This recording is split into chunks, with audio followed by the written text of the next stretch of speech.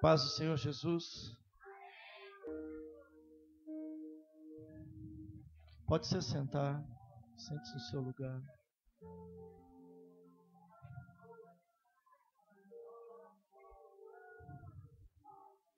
Abre sua Bíblia em Levítico, no capítulo 6. Versículo 9.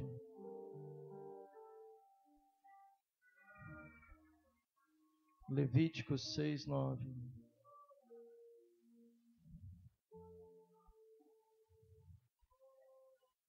Essa semana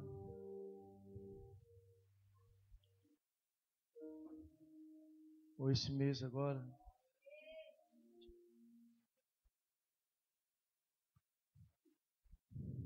nesse mês completou 1 ano da morte de Gregório McNutt, um homem que foi um homem muito importante para o avivamento quando eu me converti, meados de 2000, 2001.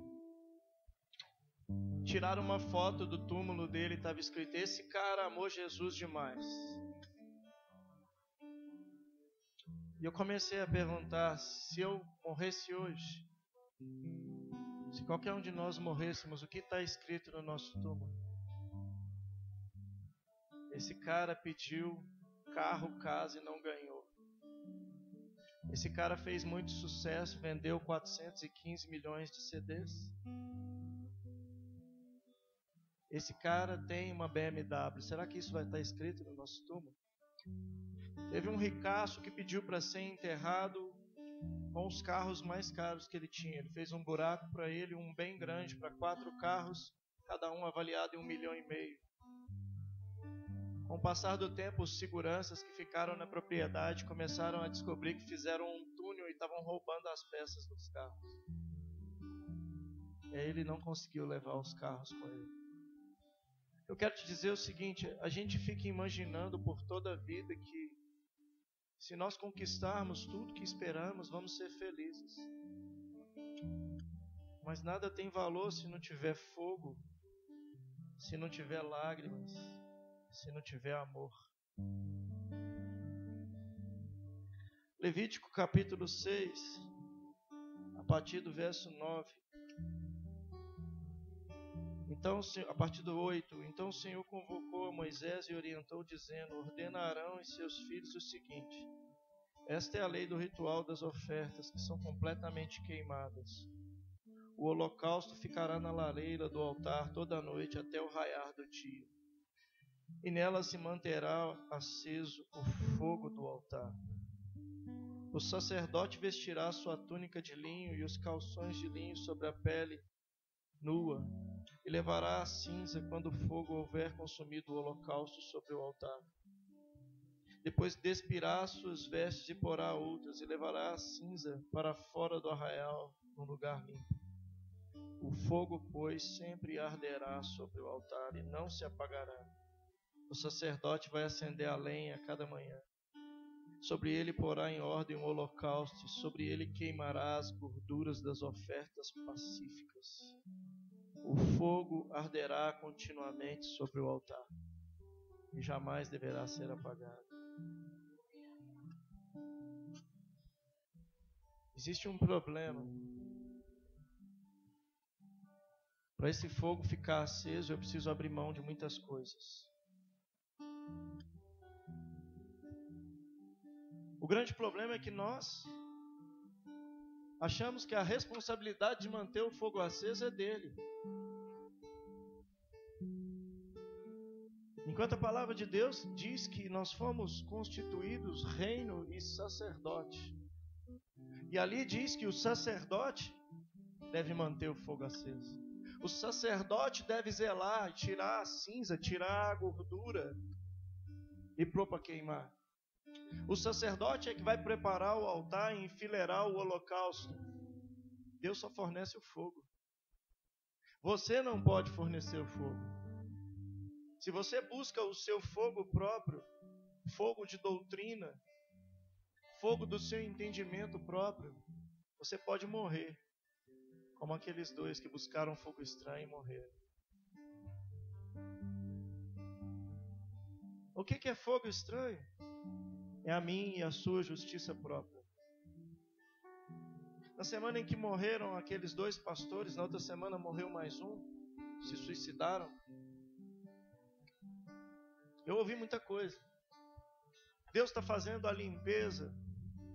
Deus está restaurando a igreja. Deus não restaura a igreja mandando ninguém para o inferno. O fogo precisa arder. Mas para ter fogo precisa ser tempo. Para conseguir fogo, precisa de todos os elementos certos. No seu caso, a única coisa que você tem que fazer é ter lágrimas e paixão. E estar diante dele. É colocar o seu coração à disposição. É pegar as gorduras. O que são gorduras? Pelo que o seu coração tem suspirado. Em função de que você tem vivido? Você tem feito aquilo que o seu coração deseja? Ou você tem feito aquilo que a Bíblia te manda fazer? Sabe, existem momentos, eu estava na minha casa essa semana, eu recebi um amigo meu, a gente ficou conversando até tarde. Uma pessoa muito preciosa, porque no dia em que eu ia me matar, eu fui à igreja dele, onde ele tocava, não era a igreja dele, e ele estava tocando bateria, e eu fui tocado por aquilo, e eu desisti de me matar, e fiz um desafio a Deus, disse que queria ser um homem de Deus, queria ser um ministro de louvor. E eu comecei a conversar com ele, e ele começou a me dizer sobre os filhos pródigos que estão perdidos por aí. Músicos muito talentosos, perdidos, ganhando R$800 para tocar uma noite numa banda secular. Você sabia que os preferidos dos músicos sertanejos são os cristãos? Porque eles não bebem, eles não usam droga e eles não faltam ensaio e show. Eles só ganham o dinheiro e vão para casa. Dinheiro que gera prostituição. Eu não estou jogando pedra neles, eu estou dizendo que o ponto que nós fizemos, o que nós fizemos com aquilo que Deus deu em 2001, 2002, o que eu e você fizemos. Sabe, eu pertenci a uma igreja, um tempo atrás, alguns anos, em que na quarta-feira os cultos começavam às 19 horas, mas às 17 horas você já podia ouvir gritos de pessoas desesperadas lá dentro. Às 19 horas o ministro de louvor não precisava pedir ninguém para ficar de pé, porque todos estavam se derramando, deitados, chorando, pessoas ficando cheias do Espírito Santo nos pontos de ônibus. Nós participamos de congressos em que a gente saía pela rua andando como bêbados, caindo rua fora. As pessoas achavam que a gente estava bêbado, igual em Pentecostes. Por que o fogo se apagou?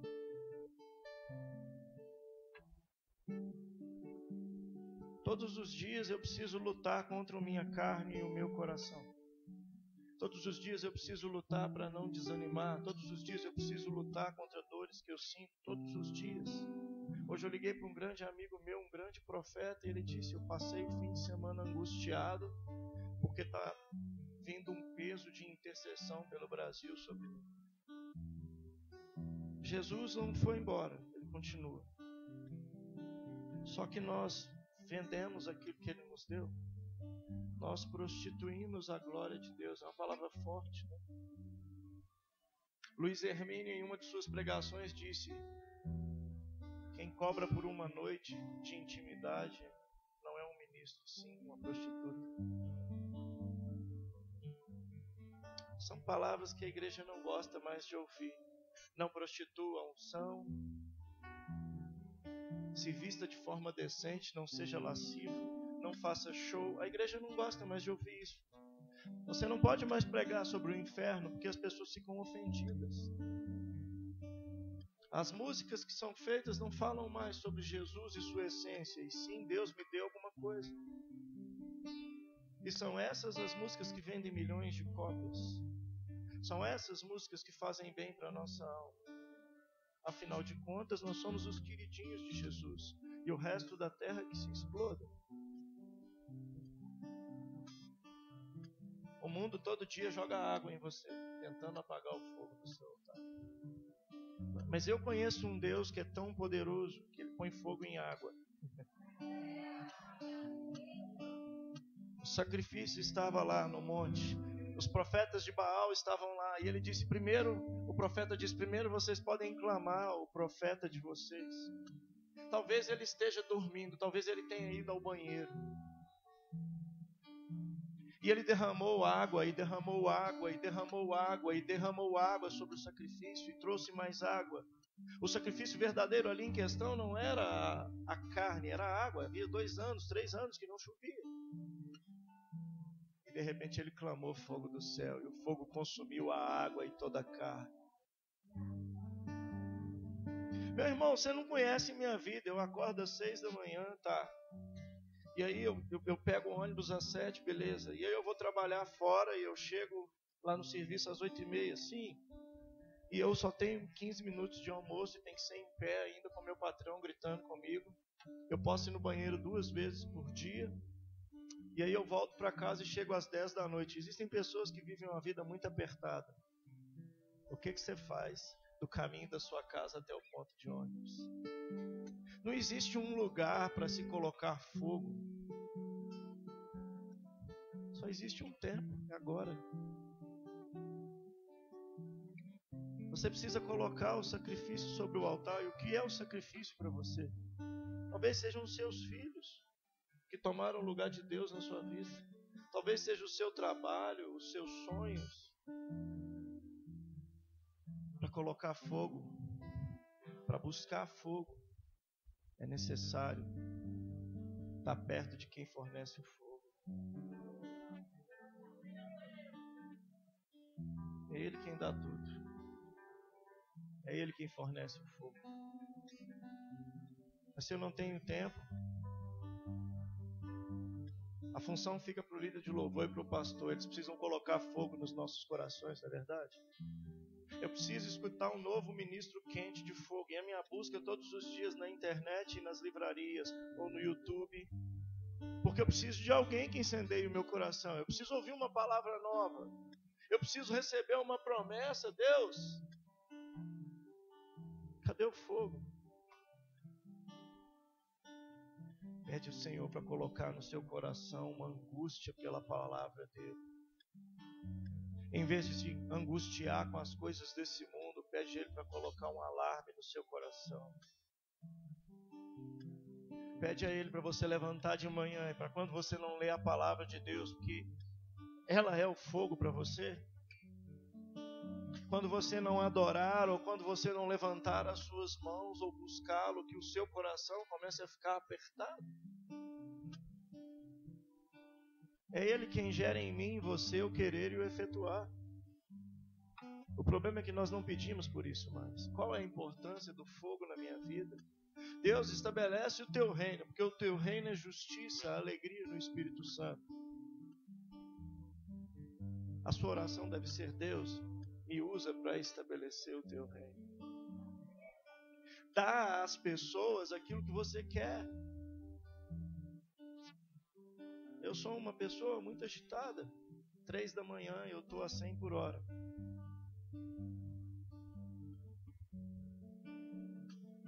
Eu preciso muito de paz, de tranquilidade. Então é isso que eu estou tentando dar para as pessoas. Eu não sei se eu estou conseguindo, mas eu estou tentando. Você precisa de uma cura? Então ore para alguém por cura. Porque se Ele quiser, Ele te cura. Mas se Ele não quiser, a graça dEle vai te bastar. Porque o poder dEle vai se aperfeiçoar na sua fraqueza.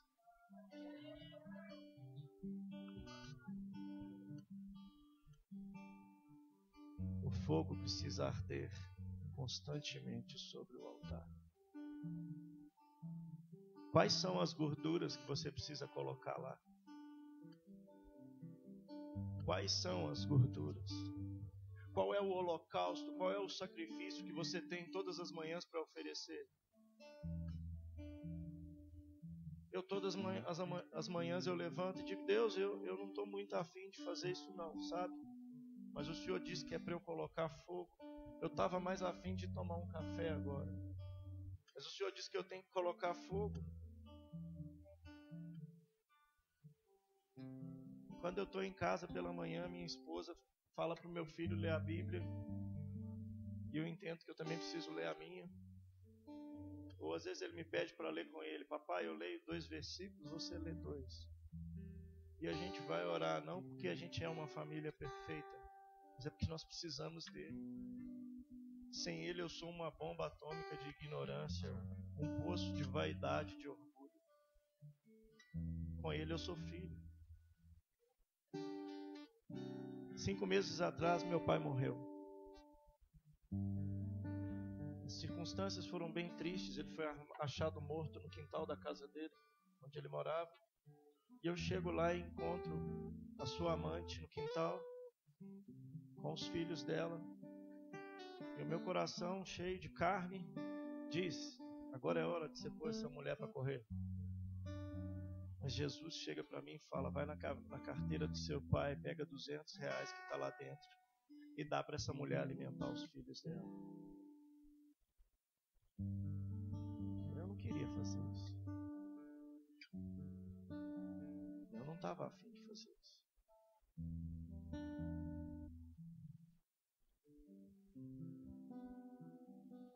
A única coisa que vinha na minha cabeça era: as amantes destruíram o casamento do meu pai. Mas não foram as amantes, foi o diabo. Nossa luta não é contra a carne ou sangue, principado, e sim contra principados e potestades. O fogo precisa voltar a arder. Antes de vir para cá, nós estudamos um pouco sobre a cidade de vocês. A Mônica estudou. Cadê a Mônica? Está por aí. Aqui. E nós fomos entender como a cidade de vocês foi fundada. E eu fui entender o porquê, toda vez que eu venho para essa região, ou para qualquer uma das cidades, onde foi extraído muito ouro, e hoje são consideradas cidades dormitório, não se gera riqueza. O que isso tem a ver com a pregação? As pressões externas e espirituais diminuem a intensidade da busca pelo fogo nos nossos corações. E nós começamos a entender que muita riqueza foi roubada dessa cidade. Para começar, teve que haver sacrifício, porque índios habitavam na região. Pessoas, existiam nativos, eles foram mortos. Começaram a pegar ouro, e escavar, e levar. E de gerações em gerações, o espírito de prosperidade, e eu digo prosperidade, não é um carro novo ou um dente de ouro. Prosperidade é a ausência de necessidade. Isso foi tirado de vocês. Vocês precisam começar a buscar pelo fogo para que sejam restituídos. Eu não tenho uma oração milagrosa que vai mudar a vida de vocês. Eu não posso afirmar que amanhã será instalada uma fábrica da Toyota aqui nessa cidade. Mas eu posso dizer uma coisa: se vocês começarem a buscar pelo fogo, eu não digo maldição, porque vocês não estão amaldiçoados, mas é isso que fizeram com a cidade de vocês. Deus vai vir com justiça e restituição. Nem sempre a justiça vem com a derrota dos nossos inimigos. Justiça vem quando Ele vem, porque Ele é a justiça. Ele é a justiça. E vai ter um tempo ainda em que essa cidade vai ser conhecida não como uma cidade onde você pode tirar alguma coisa, mas a cidade onde Deus está realizando algo maravilhoso, onde milagres estão acontecendo. Quando eu fui atraído para morar na cidade onde eu estou, eu fui atraído pelo avivamento. Eu me mudei de Belo Horizonte e comprei um apartamento na cidade de Contagem, porque algo estava acontecendo em Contagem.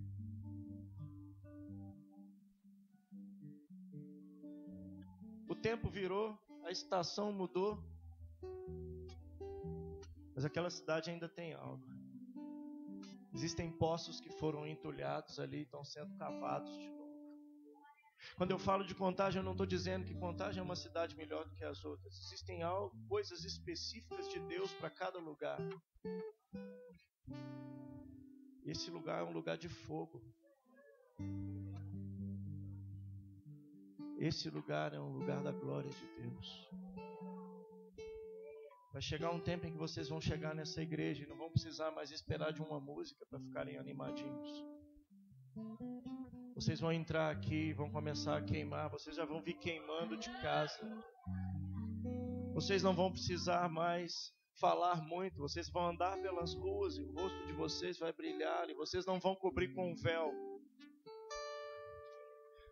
O tempo está vindo em que missionários vão sair daqui para as nações. O tempo está vindo em que vai vir uma restituição. O ouro da terra foi tirado de vocês, mas o ouro dos céus está por vir. Mas eu tenho uma notícia: o ouro só pode ser manuseado com fogo, porque senão é uma pedra bruta sem valor. É por isso que Deus está lapidando o coração de alguns de vocês esses dias. É por isso que às vezes você se sente destruído. Ele pega o seu coraçãozinho quebrado e vai para diante dele, porque ele não consegue rejeitar um coração contrito e quebrantado. O tempo da restituição está vindo, mas não é como aquela canção: restitui e me dá de volta o que é meu. Restitui o reino de Deus. Não precisa abrir, mas Lucas 3,16 diz: eu vos batizo com água. João respondeu: mas virá alguém mais poderoso do que eu, tanto que não sou digno nem de desamarrar as correias das suas sandálias. Ele os batizará com Espírito Santo e com fogo. Mas para isso acontecer, você precisa buscar. Não espere o próximo congresso. Não espere o próximo cantor gospel de sucesso. Nem o próximo pastor cheio do fogo. Não espere ser perfeito. Eu não sou perfeito.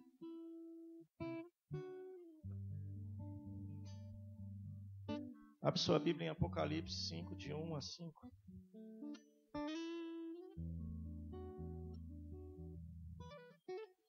Então vi na mão direita daquele que está sentado no trono um livro em forma de rolo, escrito de ambos os lados, selado com 7 selos.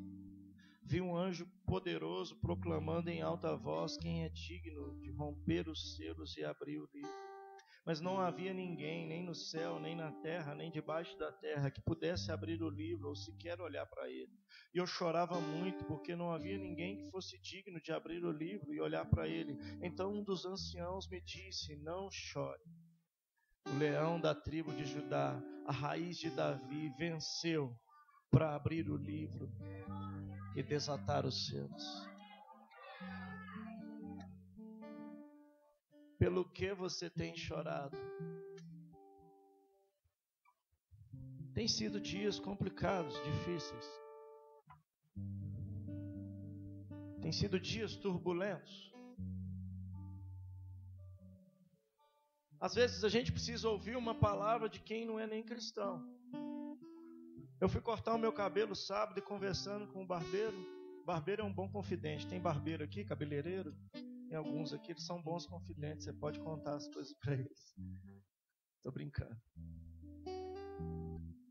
Mas esse barbeiro começou a conversar comigo. E a gente conversando sobre as turbulências que aconteceram no ano passado. Ele acompanhou bem de perto e eu acompanhei bem de perto o que aconteceu com ele. E vi a vitória dele. Eu fui à casa dele. E ele me disse: nesse ano, Deus vai nos abençoar. E o barbeiro começou a pregar para mim. Esse ano vai ser um ano de sorrir. Esse ano vai ser um ano em que as coisas vão começar a dar certo. E as coisas não vão dar certo porque nós somos bons. Quando nós estamos diante de Deus, até aquilo que aparentemente está dando errado na nossa vida é livramento. Por quê e pelo que nós temos chorado? Pelo que você tem chorado? Eu, por exemplo, vou orar à noite. Quando eu fujo do Netflix, porque Netflix fica chamando as pessoas para assistir a noite toda as séries. Eu começo a chorar à noite porque, Deus, eu não tenho sido um bom marido. Eu preciso milionar, eu preciso cuidar melhor do meu filho, eu preciso cuidar melhor da sua obra, eu preciso ser um homem melhor. Deus, eu preciso que o Senhor me ajude, porque sozinho eu não vou conseguir. E um belo dia o Senhor falou comigo, senta um pouquinho, eu preciso falar com você. Eu, tá, Senhor, tudo bem. Eu achei que Ele ia me entregar uma palavra de fogo. E Ele disse, você precisa desaprender tudo que você aprendeu até hoje com o seu próprio esforço. Você precisa dar um reset na sua mente, na sua vida e aprender o que vem de mim. Eu sei ser bom, você não sabe ser bom. Eu sei ser manso, você não sabe ser manso. Hoje pela manhã eu fui arrumar a cozinha para minha esposa e daí a pouco eu falei uma palavra dura para ela. Eu falei, cara, eu vou ministrar à noite. Eu estou tão sujo, Deus, eu preciso do Senhor. E coloquei um DVD, chamei ela, pedi perdão 425 vezes para ela. Comecei a adorar e daí a pouco ela começou a adorar também. Daí a pouco meu filho começou a cantar baixinho a música lá no quarto e nossa casa ficou cheia da glória dele. Sabe, a gente não ficou doidão pulando, não. Eu gosto muito disso, gosto muito de rolar no chão, babar e gritar. A gente precisa entender que a glória de Deus não é só para esses momentos. A glória de Deus é para todo o seu dia. A glória de Deus é para o momento de intimidade do marido e da esposa. A glória de Deus é para quando você vai trabalhar. Quer comais, quer bebais, façais tudo para a glória de Deus. Enquanto você vai comer, você precisa glorificar a Deus. Quando você vai ao seu banheiro, você precisa glorificar a Deus.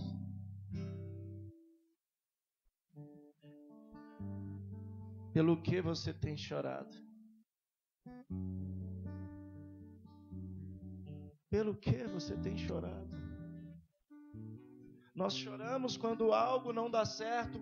A gente imagina e faz alguns planos. Há uns anos atrás, uma amiga nossa, há muitos anos, há quase uns 12 anos atrás, 10 anos, logo quando eu converti, eu tinha uma célula e uma amiga nossa tinha um sonho de ser médica.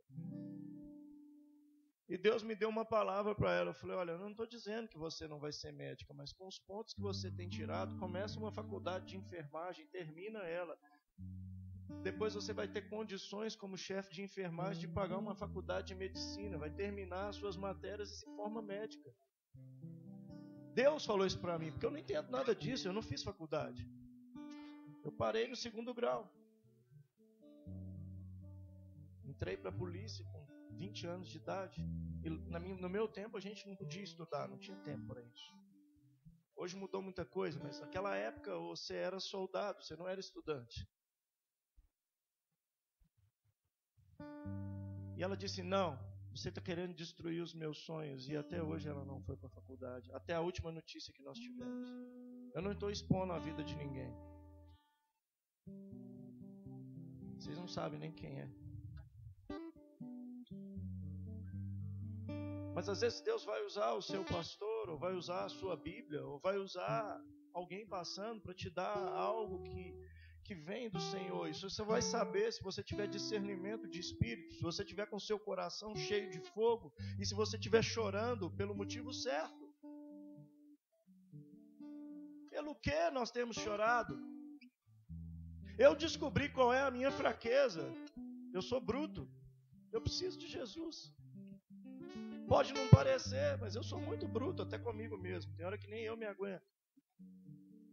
Então eu preciso dele para me deixar manso. Eu preciso dele para pregar, eu preciso dele para compor, eu preciso dele para dar direcionamento do que eu vou cantar no culto, e não cantar aquilo que a igreja acha bonitinho, e que vai fazer as pessoas me fazerem bastante convites. Esses dias eu estava na minha casa, o Senhor falou, pega um teclado e vai para frente do celular e começa a me adorar. Eu falei, Deus, eu não sei se o Senhor sabe, mas eu só sei tocar algumas notinhas de teclado e eu erro toda hora. Ele falou, que bom, pega o teclado e vai errar na frente de todo mundo então. Eu peguei meu tecladinho e comecei a adorar o Senhor. E deu de tarde, eu fui dar uma olhada lá no tal do Facebook e quase 500 pessoas tinham assistido a ministração. E eu não estou dizendo, olha que bom, 500 pessoas vão ser 500 convites para as 500 igrejas diferentes, eu vou vender 500 CDs. Não se baseia nisso. Quantas casas eu consegui entrar e nós conseguimos entrar? A gente posta tanta porcaria no Facebook. Tira foto do ovo que está comendo de manhã e posta. A gente faz isso. A gente faz isso. Ou a gente quer mostrar o quanto é abençoado e tira foto da nossa casa, da nossa tela de 40 polegadas. Tira foto do nosso carro novo, tira foto da nossa esposa. Da esposa pode. A minha não gosta muito não, mas pode. Eu estava num hotel fazenda com a minha família, aqui pertinho, Macacos. São Sebastião das Águas Claras. E eu comecei a notar um padrão na beira da piscina. Eu estava com a minha família e de repente chegava lá um cara com uma menina bem mais nova que ele e começava a tirar várias fotos dela e postar no Instagram, no Facebook, eu não sei mais onde, mostrando ela como se fosse uma propriedade dele. E eu até falei com a minha esposa e ela ficou com um pouquinho de ciúme. O que é que você está olhando? Eu falei, não estou olhando nada. Você é minha musa. Hã? Ganhei ponto, né? Está sendo gravado, um monte de gente vai ver. Mas nós apresentamos tudo que temos como um troféu. Tudo é um troféu. E é por essas coisas que nós choramos quando vamos dormir. Nós não choramos pelos nossos filhos, pela nossa esposa, nós não choramos por avivamento. Nós não choramos por um restaurar dos músicos e pastores que se perderam. Nós não choramos pelas famílias desses pastores que morreram. Nós não choramos. Nós tivemos um caso de terrorismo no Brasil, 17 pessoas já morreram até agora. Um cara entrou com um fuzil num forró e fuzilou todo mundo. Deus, há um tempo atrás, tinha falado comigo, atos de terrorismo vão começar a acontecer no Brasil. Eu falei, Deus, eu não posso nem liberar uma palavra dessa, porque o povo vai achar que eu estou orando pelo terrorismo, para que eu tenha mais serviço, já que eu sou policial. O Brasil está começando a ser visto. O Brasil tem uma promessa. Cada cidade do Brasil, por menor que seja, tem uma promessa.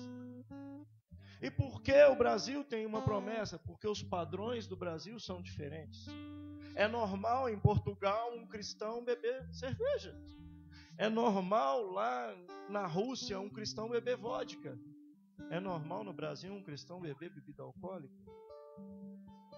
Quando eu me converti, me ensinaram, o crente não bebe, não fuma, não faz o que não deve fora do casamento. Tem menores aqui, então não posso falar. Cristão é homem de uma mulher só? Mulher de um homem só? Cristão não ouve música do mundão? Cristão não idolatra time de futebol? Eu aprendi isso, mas hoje nós somos chamados de ET. A gente vai conversar com outras pessoas e eles dizem que os nossos costumes e doutrinas são muito pesados. Eles chamam a gente de ET às vezes. Vocês não são dessa terra. E eu digo, eu concordo.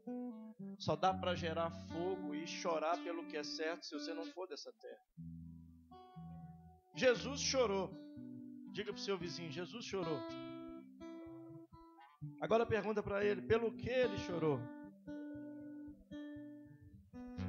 O primeiro texto que eu tenho aqui, Jesus chora pela ressurreição de Lázaro.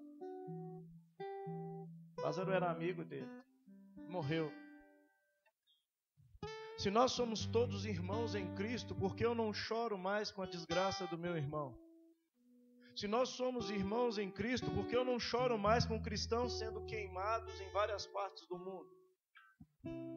Por que eu não choro mais pelos meus irmãos? Lázaro era apenas amigo. A Bíblia diz que nós somos irmãos em Cristo, temos o mesmo Pai, um único Pai. Então por que quando a igreja da esquina fecha, a gente fica feliz? Porque a nossa vai ficar mais cheia. Por que quando aquele cara que é bem chato no seu trabalho é mandado embora, você fica feliz? Porque a vaga dele vai ser sua e ele não vai te perturbar mais. Não, talvez só eu seja assim, mas ninguém. Jesus chorou. Chorou por Lázaro, que era amigo dele. Pelo que você chora? Quando tem motivo, você realmente chora? No segundo texto, Jesus chora pela cidade de Jerusalém. Quando se aproximou e viu a cidade, Jesus chorou sobre ela. Se você compreendesse nesse dia, sim também, o que traz a paz, mas agora isso está oculto aos seus olhos. Irão dizem que os seus inimigos construirão trincheiras contra você, rodearão e cercarão por todos os lados. Também a lançarão por terra, você e seus filhos. Não deixarão pedra sobre pedra, porque você não reconheceu a oportunidade que Deus lhe concedeu. Eu já li a Bíblia algumas vezes, mas essa palavra saltou aos meus olhos. Podemos ser destruídos por não reconhecer a oportunidade que Deus nos dá. Isso é motivo de choro. Mas quando as pessoas ao nosso redor não reconhecem a oportunidade, o evangelho ou a religião, e nós vemos essas pessoas morrendo nas drogas, a gente ouve de vez em quando algum cristão falar: estava nas drogas, está vendo? Morreu. Bem feito. Agora não perturba mais ninguém. Agora não rouba mais ninguém. Morreu. Porque ladrão bom é ladrão morto. Ele não reconheceu a oportunidade que lhe foi dada. Eu sou policial há 25 anos. Eu não estou mais conseguindo ver jornal de notícias sangrenta. Eu até tento de vez em quando, mas a minha esposa chega e fala: você vai ficar vendo isso? A nossa casa se enche de sangue. É claro que na minha profissão eu sei separar as coisas, mas nós ficamos felizes quando escutamos que lá na favela da Rocinha morreram 45 pessoas ligadas ao tráfico de droga. São 45 funerais. São 45 mães e pais chorando. São filhos que estão deixados para trás e pessoas que talvez morreram sem salvação e foram para o inferno. A nossa carne grita que essas pessoas precisam ser eliminadas da face da terra para que a nossa vida fique boa. Eu quero te dar uma notícia: não vai ficar bom. A palavra de Deus diz que nos últimos dias os homens serão desprovidos de amor. Os homens serão amantes de si mesmo. Vão se preocupar só com si mesmo. É por isso que as pessoas te fecham no trânsito. É por isso que as pessoas param na porta da sua garagem. É por isso que o vizinho rouba manga no seu pé de manga. Essa é a natureza dos seres humanos. Mas se nós construímos algo que se chama reino de Deus e começamos a viver nele, as pessoas vão querer pular do mundo e vão viver o reino de Deus aqui na terra. E aí sim, o reino de Deus é diferente. Você pode estar no meio de uma tempestade, de um furacão, deitar e dormir como Jesus dormiu. Jesus, e se eu morrer? Legal, cara, aí você vai para o céu. Jesus, e se eu não conseguir e for demitido do meu trabalho? Você vai ter uma oportunidade de Jesus te sustentar? É difícil, no mundo de ansiedade, de angústia, de opressão, chorar pela coisa certa. Mas se eu choro pelo reino de Deus e sua justiça, as demais coisas são acrescentadas. O que tem sido acrescentado de sua vida? Tem um terceiro motivo. Jesus estava cheio de angústia e orava com mais insistência, e o suor se tornou semelhante a espessas gotas de sangue que caíam na terra. Algumas traduções dizem que ele estava chorando e o suor se misturou com as lágrimas e ele chorava e suava sangue. Alguns teólogos dizem que isso teólogos não médicos dizem que isso é o sintoma mais profundo de depressão que alguém possa passar. E o interessante, eu ouvi uma pregação e li uma pessoa dizendo sobre isso uma vez. O choro não é porque ele estava com medinho de ser crucificado. Ele ia passar por aquilo e Deus ia sustentar, mas o maior problema foi quando ele diz: Pai, por que você me abandonou? Por que você me virou as costas? Ele não virou as costas para o filho, ele virou as costas para todo o pecado e podridão que foi derramado sobre ele. Todo o meu pecado, o seu pecado. Você não tinha nem vindo aqui à frente, levantado a mão e virado um crente bonitinho, mas ele morreu por você antes disso. Ele morreu por você, morreu pelo Lula, morreu pelo Tiririca. Ele morreu por todos nós, por cada um de nós. Jesus chorou porque o Pai ficou longe dele. Eu não tinha uma vida muito legal com meu pai. Meu pai vivia uma vida muito estranha e eu achei que quando ele morresse eu não iria chorar, porque eu nunca tive a oportunidade de ter um pai que me apoiasse ou que caminhasse comigo. Nos últimos dias da vida dele, ele começou a liberar bênçãos sobre a minha vida e começou a falar coisas boas ao meu respeito. Eu não tive tempo de ter uma qualidade com meu pai de vida. E eu fiquei questionando: Deus, será que meu pai foi salvo? Ele foi achado morto no quintal. E eu pedi: Deus, me dá uma prova de que antes dele morrer ele ainda conseguiu fazer alguma coisa, porque, Pai, eu tenho andado, eu tenho sido obediente, eu tenho andado Brasil afora, largando a minha casa, largando o conforto. E será que o meu pai vai para o inferno, Deus? Eu te pedi tanto para o Senhor salvar ele. E quando eu entrei na casa, a mulher que morava com ele pegou um terno, e foi o terno que quando eu me converti eu comprei. E ela disse: seu pai falou que ia morrer nesses dias e pediu para ser enterrado com esse terno que você se converteu com ele. Você foi à igreja com ele.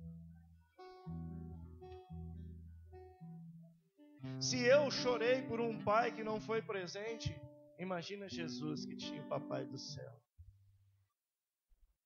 Mas ele aceitou ter ele virando as costas para que eu e você tivéssemos um lugar para morar eternamente.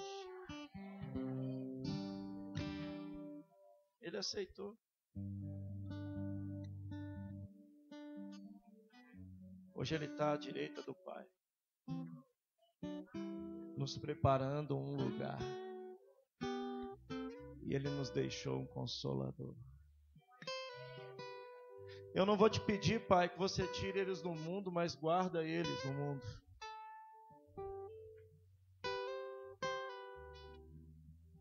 No livro de Atos, os homens, os apóstolos olhavam para cima quando ele falou: para que vocês estão olhando para o alto? Ele foi levado, mas vos deixou o Consolador, o Espírito Santo, permanecer em Jerusalém até que sejais revestidos de poder. E que poder é esse? Fogo, lágrimas, paixão. Não uma paixão ardente que acaba com o primeiro problema, não. Um amor filéu, um amor ágape, quer dizer. Amor daquele que é capaz de dar a vida pelo seu irmão.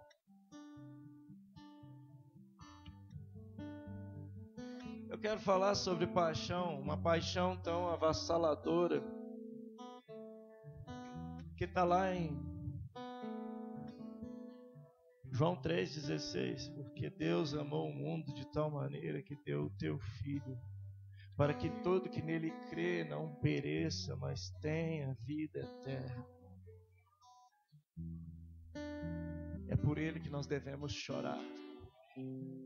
E quando nós choramos aos pés dele, ele nos enche com o fogo que vem do céu.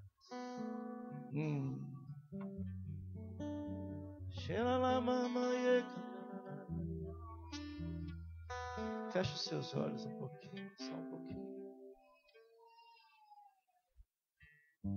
Ele é tão perfumado, tão lindo.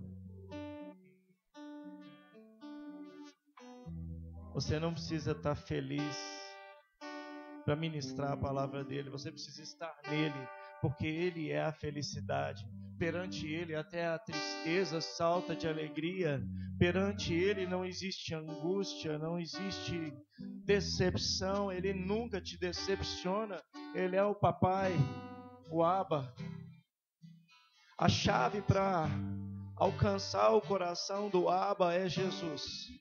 Por isso que Davi era chamado um homem segundo o coração de Deus. Ele pecava muito, mas ele se arrependia e ele buscava o coração do Pai, querendo fogo, querendo ir derramando as suas lágrimas aos pés dele. Jesus não ficou impressionado com as riquezas de Zaqueu. Jesus ficou impressionado com as lágrimas de uma mulher adúltera que molhava os seus pés, com os cabelos dela que eram usados para enxugar os seus pés. E o homem da casa disse: você não sabe quem é essa mulher. Não, você não sabe quem eu sou, porque até agora você não me deu um beijo, você não me deu água para lavar os meus pés.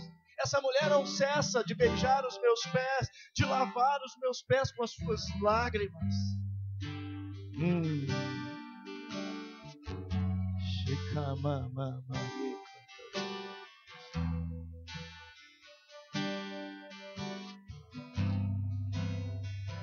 Me conhece, oh, oh, oh, oh, oh, tu me conhece, oh.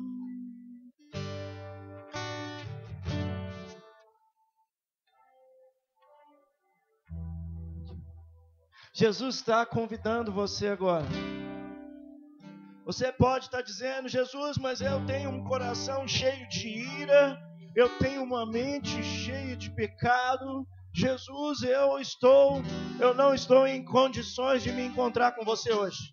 E ele diz: não, eu venho com meu sangue sobre você e te lavo, eu derramo água sobre você, eu morri pelos seus pecados, e eu só quero que você me dê o seu coração. Coloca sobre esse altar as suas dificuldades. Coloca sobre esse altar as suas dores. Coloca sobre esse altar o seu pecado de estimação, ou as coisas que você mais estima nessa terra. E deixa eu pôr fogo em tudo, porque eu vou vir com o que é melhor para você. Eu vou vir com o que é melhor para você.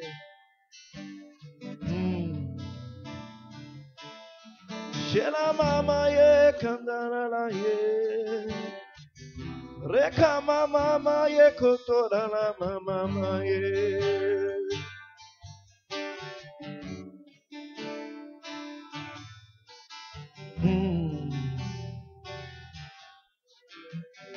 Jesus, mas eu não tenho comida para sentar à mesa com o Senhor. E Ele manda te dizer: eu sou o pão da vida.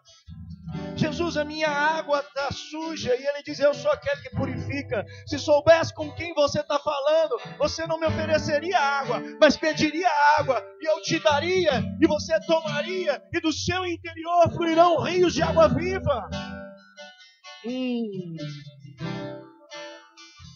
Me conhece, oh, oh, oh, oh, oh, oh. Tu me conheces, não me rejeitas. Eu vou aos teus pés com o meu coração.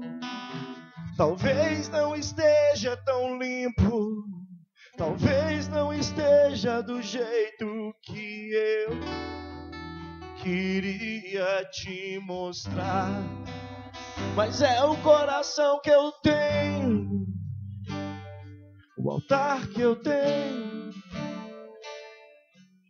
Te ofereço o meu coração em pedaços, te ofereço o meu altar. Não tá tão bonito, Organiza o holocausto que sou eu.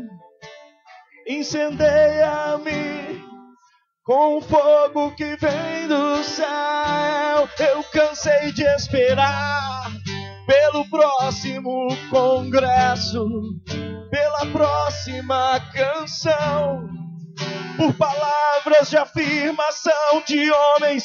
Eu espero por ti. Ei, ei.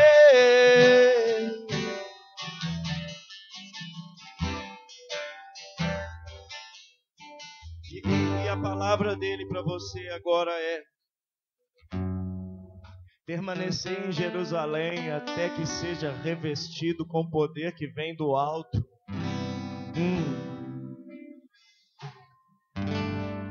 Nós somos a Jerusalém de Deus.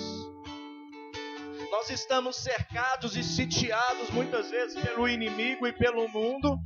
Mas ele diz que se eu olhar para os olhos dele e reconhecê-lo como meu Messias, como meu Salvador, como aquele que me restaura, aquele que gera lágrimas e paixão, e aquele que me queima com fogo que consome, se eu reconhecê-lo, ele vai me restaurar.